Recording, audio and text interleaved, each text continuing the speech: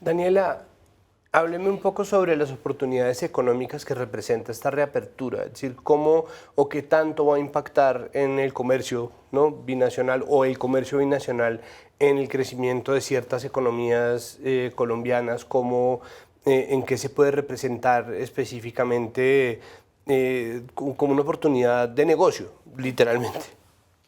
Pues lo que pasaba anteriormente, antes de que llegara toda esta crisis diplomática y política entre Colombia y Venezuela, es que obviamente, como con otros países, Colombia tenía con Venezuela escenarios multilaterales en los que podía llegar a acuerdos, no solo comerciales, sino en diversos temas, acuerdos en temas de seguridad, en temas de víctimas, en temas sociales, muchos otros temas.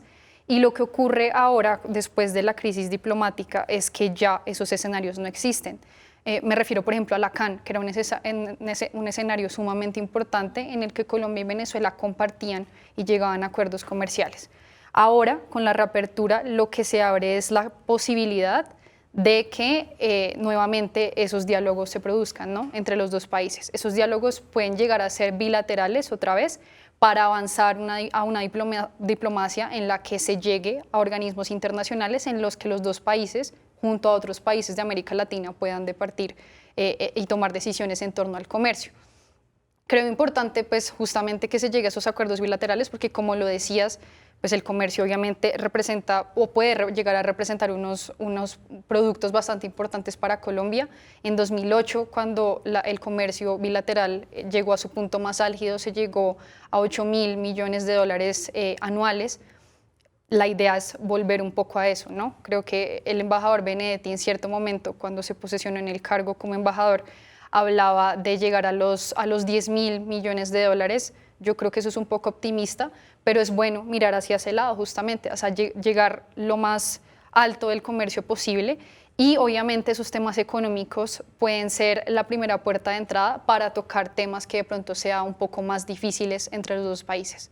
Hay un asunto adicional ahí, es el de monómeros, ¿no? El cuento de, pues, digo el cuento como una especie de evasión, pero pues digo, un tema en donde existen intereses y una serie de complejidades económicas grandes, que ha habido intentos de venta por un lado, de compra por el otro.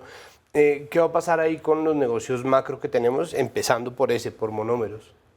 Creo que fue una jugada un poco extraña de parte del gobierno que se intentara abordar ese tema primero que muchos otros cuando ahorita con el gobierno de Petro, cuando se reanuda la relación bilateral, fue ese uno de los primeros temas que se tocó y el gobierno Petro de una entra a decir esto es una empresa expropiada de Venezuela, simplemente el presidente Duque la tomó y se la entregó al gobierno interino de Juan Guaidó.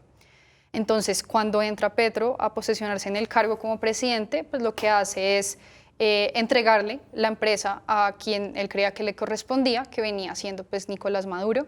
Eso termina pasando, se concretó hace poco, de hecho, hace pocas semanas se conoció que pues, la empresa previamente estaba intervenida por la Superintendencia de Sociedades.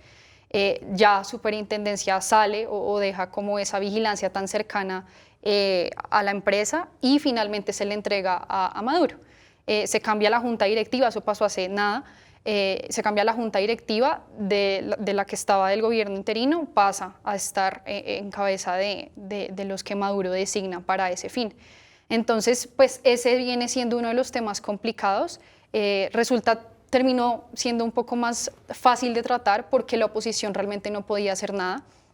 Obviamente al gobierno interino pues le convenía quedarse la empresa, pero pues ellos pues no podían hacer mucho porque ya el diálogo ya es entre pares, ¿no?, entre Petro y Maduro, se quiera o no se quiera, es así.